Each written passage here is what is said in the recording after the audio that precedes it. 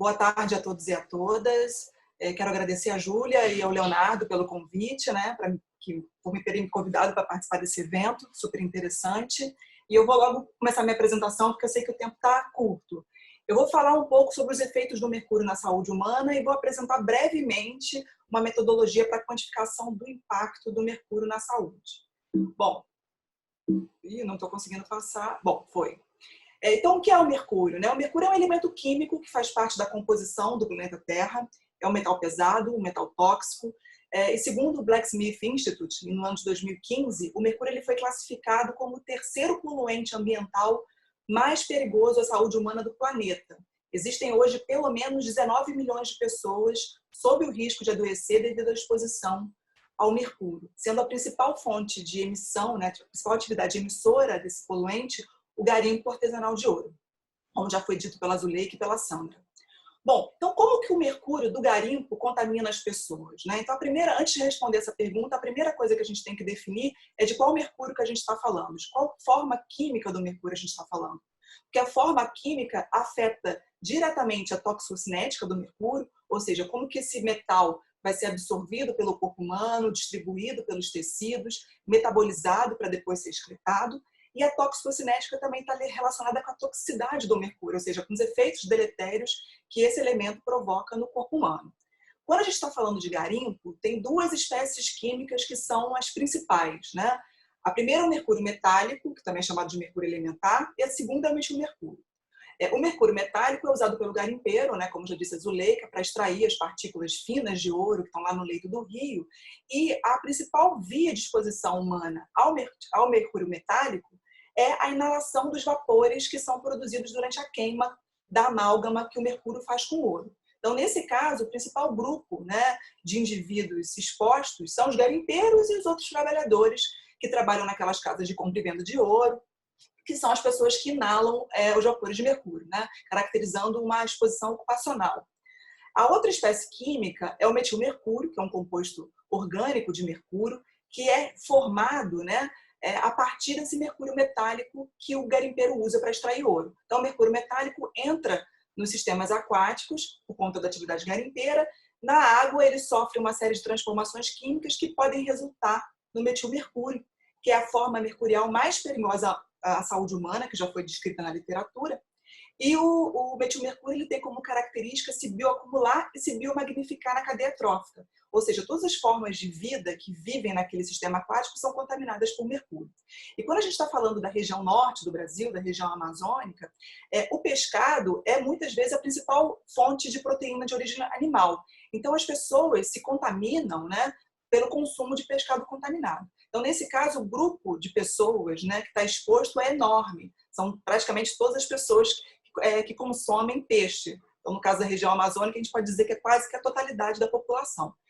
Então, considerando a gravidade do metilmercúrio para a saúde humana e o tamanho da população que está exposta a esse composto mercurial, eu, na minha apresentação, vou focar só nos efeitos na saúde relacionados à exposição ao metilmercúrio. Bom, e como que é a toxicinética do metilmercúrio? Como que é o comportamento dele dentro do corpo humano? A gente já sabe que ele entra no corpo humano a partir do consumo de peixes contaminados e se sabe que 95% do mercúrio presente no músculo do peixe está na forma de metilmercúrio. Então, o metilmercúrio ele fica impregnado na musculatura do peixe, então não adianta tirar a pele, tirar a escama, tirar a gordura do peixe, fritar, escaldar, nada disso diminui a concentração do mercúrio presente no peixe. E após o consumo desse pescado contaminado, quase que a totalidade do metilmercúrio é absorvida pelo trato gastrointestinal. E ao ser absorvido, o metilmercúrio no sangue, ele forma um conjugado com um aminoácido chamado cisteína. E é esse conjugado que permite que o metilmercúrio seja amplamente distribuído por todos os tecidos do corpo humano em pouco tempo. Em 30 horas, ele já foi distribuído para todos os tecidos humanos. E é essa formação desse conjugado com a cisteína que permite com que o metilmercúrio ultrapasse as barreiras hematoencefálica e placentária, ou seja, ele sai do sangue e atinge o sistema nervoso central, e no caso das mulheres grávidas, ele chega até o feto.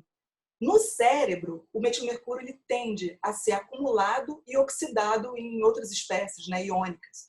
E aí eu destaco uma informação importante que é a seguinte: a concentração do metilmercúrio no cérebro do feto é de 5 a 7 vezes maior do que no sangue da mãe. Então, isso coloca as mulheres grávidas numa situação de vulnerabilidade muito grande. Já o metabolismo do metilmercúrio no corpo humano, ele é considerado um metabolismo lento, tendo uma meia-vida de 40 a 80 dias. Né? A meia-vida do mercúrio é o tempo que o organismo leva para começar a eliminar esse metilmercúrio que foi ingerido.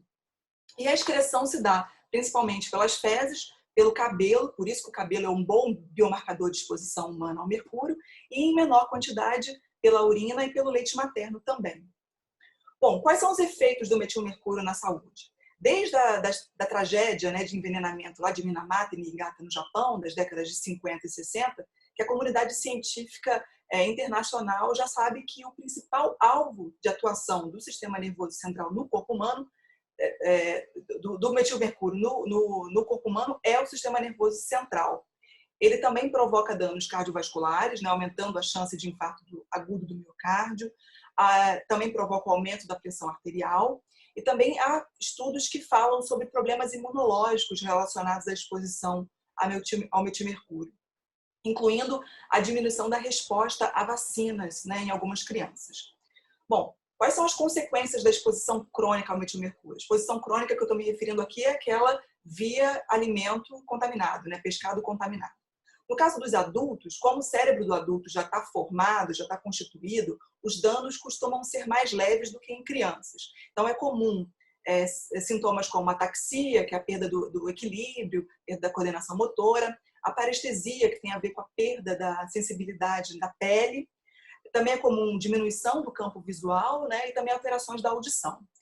Em crianças que são expostas desde o período pré-natal, ou seja, quando está dentro da barriga da mãe, né, dentro do útero da mãe, ou são expostas nos primeiros meses de vida, é comum o aparecimento de danos mais graves. Então, as crianças podem apresentar paralisia, deficiência cognitiva, retardo mental. Isso porque o sistema nervoso central das crianças ainda está em formação, né, ainda está sendo formado, constituído, e tende a ser um alvo mais sensível para a ação tóxica do metilmercúrio.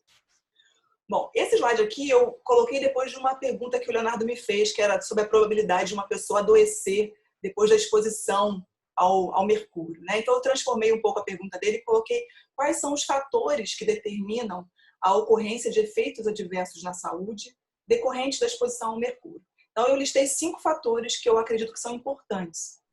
O primeiro é a forma química, que a gente já sabe que tem a ver com a toxicocinética, com a toxicidade. Eu, na minha apresentação, só vou falar do metilmercúrio, então está definido já aqui a forma química, metilmercúrio. A dose, vou falar um pouquinho melhor depois.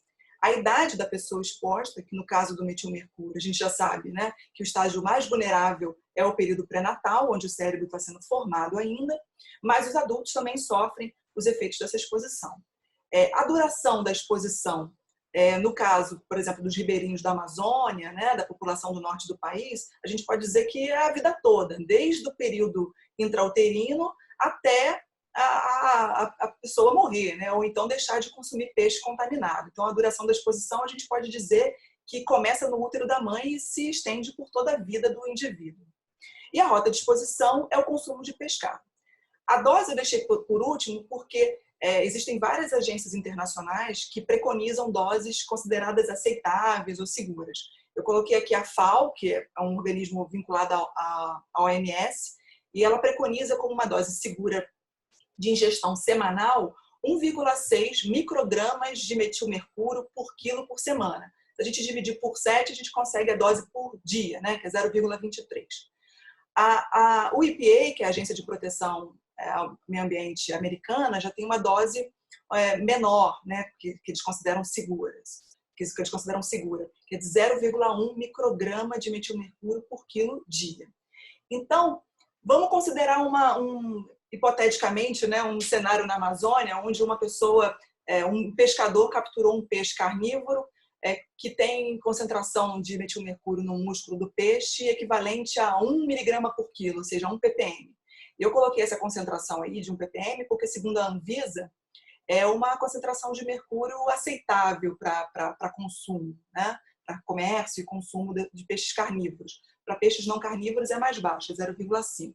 Então, ele capturou um peixe carnívoro com essa concentração de mercúrio Ele é um adulto de 70 quilos e ele consumiu naquele dia 100 gramas de peixe, né? 50 gramas no almoço, 50 gramas no jantar. Então, a gente sabe que a massa de metilmercúrio que ele ingeriu naquele dia é de 0,1 miligrama. Se a gente fizer o cálculo para a dose diária, essa pessoa ingeriu 1 micrograma de metilmercúrio por quilo do corpo dela dia. Essa dose é 10 vezes maior do que o limite preconizado pela EPA, né? E 4, 5 vezes maior do que a dose recomendada pela FAO. Então, isso meio que responde à pergunta do Leonardo, né? Então, se a gente considerar, para interpretar esses dados, né, a gente considerar as doses que são preconizadas por essas agências internacionais, toda a população amazônica está sob risco de adoecer, porque ingere, né, uma dose de metilmercúrio 10, 20 vezes maior do que os limites que são considerados seguros. Bom, e como que a gente faz para quantificar o impacto do metilmercúrio na saúde humana? Em 2008, a OMS propôs uma metodologia com esse propósito, né, de quantificar o impacto, e essa metodologia, na verdade, é uma adaptação da metodologia de carga de doença. A carga de doença é uma medida que é usada para quantificar a lacuna que existe entre uma situação ideal de saúde e uma situação real. Uma situação ideal de saúde, todas as pessoas vivem em plenas condições de saúde até alcançarem o limite da sua expectativa de vida, que a gente segue o padrão da população japonesa, que é de em torno de 80 anos. Então, a pessoa vive 80 anos sem adoecer. Essa é uma situação ideal. Uma situação real, a gente sabe que as pessoas adoecem por vários motivos. Perdem saúde por conta de acidentes, doenças, morrem precocemente. Então, essa metodologia tem como objetivo medir essa lacuna entre o ideal e o real. E ela é usada para estimar o impacto de doenças e agravos na saúde das pessoas. Ela utiliza dados de morbidade e mortalidade e gera um indicador, né, uma medida resumo chamada DALY, que em português são anos de vida perdidos ajustados por incapacidade, que é o tempo, né, medido em anos, que a pessoa perde saúde ou porque morreu precocemente ou porque estava acometido por alguma doença. E essa metodologia ela é muito interessante porque ela permite comparar o impacto de diferentes doenças na saúde da população. Então, eu posso comparar, por exemplo, qual doença gera maior impacto, a AIDS ou a tuberculose, o câncer ou ficar paralítico depois de um acidente de carro. Enfim, e isso acaba sendo uma ferramenta para o gestor, né? Ele pode usar esse tipo de critério, de metodologia, para alocar recursos, ou investir em pesquisas científicas, enfim.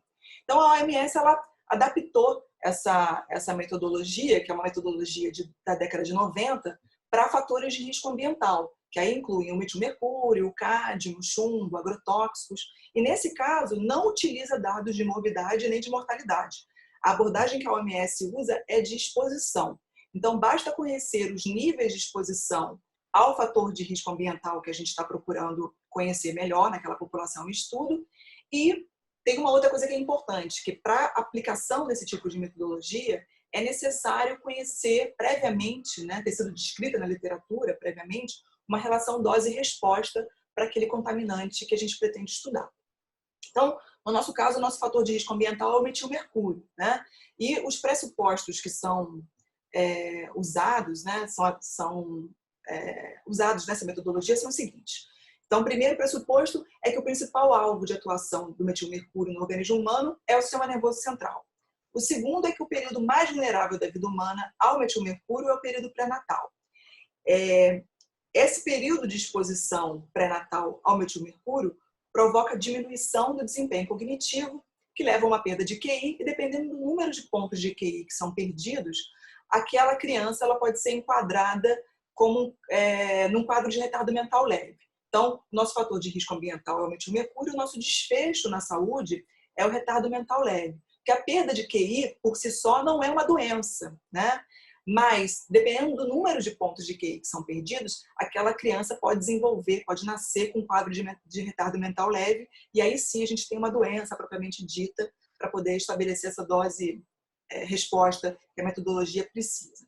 Bom, a relação dose-resposta que a OMS adotou para a sua metodologia, ela foi proposta em 2007 pelo Axel Red, e ela diz o seguinte, que para cada 1 ppm de metilmercúrio no cabelo materno, acontece uma diminuição de 0,18 pontos de QI na criança que está sendo gerada por aquela mãe exposta, né? Eu utilizei essa metodologia da OMS no meu doutorado, publiquei esse artigo que está no lado direito aqui da tela, e o objetivo do meu trabalho foi estimar a carga de doença, né, ou seja, a carga de retardo mental leve, que é o desfecho atribuído à exposição pré-natal ao metilmercúrio, mais da população amazônica. E aí eu fiz cálculos para a estimativa local, né, usando dados da população do Rio Madeira, e fiz cálculos para uma estimativa regional para toda a região norte do país. Bom, os dados que eu utilizei, né, para o cálculo da estimativa local são dados primários que foram coletados durante um estudo transversal que foi feito com a população ribeirinha do Madeira, e a gente coletou amostras de cabelos de mulheres em idade fértil para conhecer os níveis de exposição ao metilmercúrio nessa população. Já os dados que foram coletados para a estimativa regional não são dados primários, são dados da literatura. Eu fiz uma busca na literatura sobre o tema e busquei trabalhos que apresentassem os níveis de exposição ao mercúrio em mulheres em idade fértil e que tivessem utilizado como biomarcador de exposição o cabelo. Então, eu consegui identificar 27 artigos científicos, né, que tivessem atendendo a todos os critérios que foram estabelecidos, e esses artigos estão que eu localizei, estão nessa tabela aqui, que está em inglês, porque eu copiei e colei do artigo científico, e eu organizei as referências, né, esses trabalhos científicos, em ordem crescente. Então, em ordem crescente de exposição ao mercúrio, né, de média de exposição ao mercúrio. Então, o primeiro trabalho é um trabalho publicado pela Sandra Reicon, na região do Telespires, e a média de exposição é 1,12, né, ppm de mercúrio no cabelo da mulher. E o pior cenário, o pior nível de exposição, né, o maior de todos, é esse trabalho da Elizabeth Santos na região do São Luís de Tapajós, onde ela encontrou uma média de exposição de quase 20, né, 19,9 ppm de mercúrio no cabelo.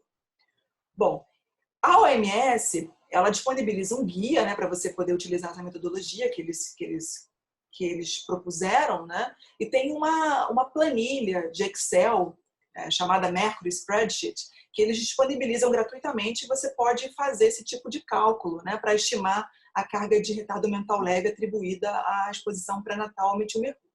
Então, essa planilha é muito simples de ser utilizada, né?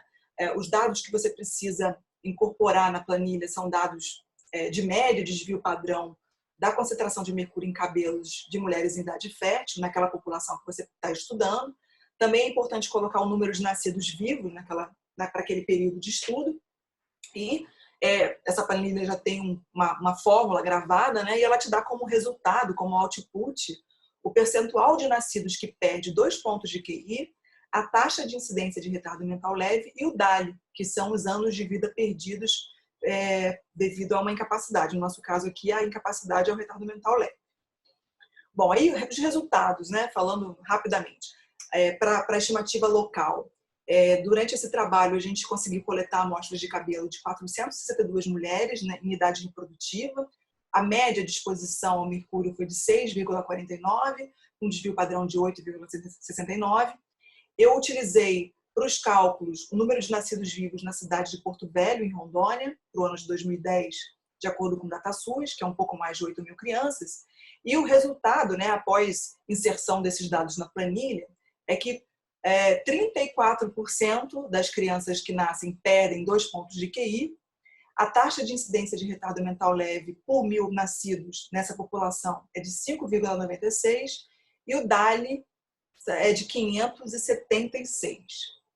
Para a estimativa regional, né, como vocês viram na tabela que eu coloquei, né, são 27 trabalhos e com níveis de exposição muito diferentes, né, então o gradiente de exposição ao mercúrio na Amazônia é muito amplo.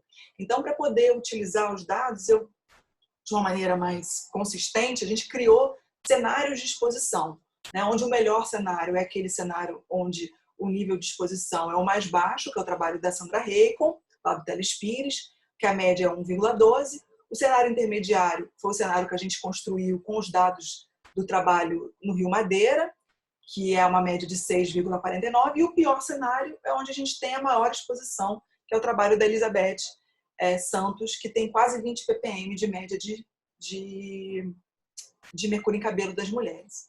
Só para não estender muito, vamos pegar só o pior cenário aqui, né?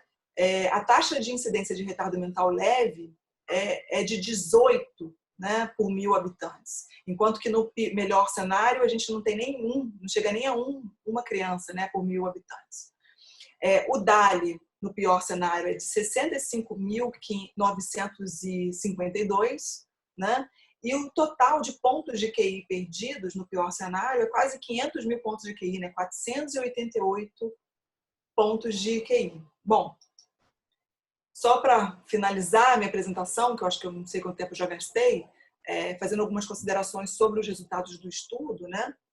Essa alta prevalência da exposição ao mercúrio na região norte do Brasil traz prejuízos à saúde, né, e compromete significativamente o desempenho intelectual das futuras gerações, né? E esse cenário de exposição elevada ao mercúrio contribui para a perpetuação das desigualdades sociais do Brasil e para os baixos índices de desenvolvimento humano municipal, né, nos municípios da região norte do Brasil, que são que têm os índices mais baixos do país, são os municípios da região norte. A perda de QI ela afeta diretamente a produtividade do país. Então, esse trabalho do Traçand de 2005, colaboradores, estimaram um prejuízo de 8,7 bilhões de dólares por ano associado apenas às emissões atmosféricas de mercúrio nos Estados Unidos e a consequente perda de QI na população exposta. E o Piquerry, com seus colaboradores, estimaram que para cada um ponto de QI perdido devido à exposição ao chumbo, aqui é outro fator de risco ambiental, né? Perde-se o equivalente a 17 euros, um pouco mais de 17 euros. Né? E é importante lembrar que a perda de QI, de inteligência, ela não compromete só o crescimento acadêmico do indivíduo, o desenvolvimento intelectual, mas também provoca a diminuição da expectativa de vida, gera comportamentos antissociais e aumenta as tendências à criminalidade. Tá? Eu agradeço a atenção de todos e estou disponível para qualquer dúvida agora ou mais tarde, por isso eu coloquei meu endereço de e-mail para quem quiser entrar em contato.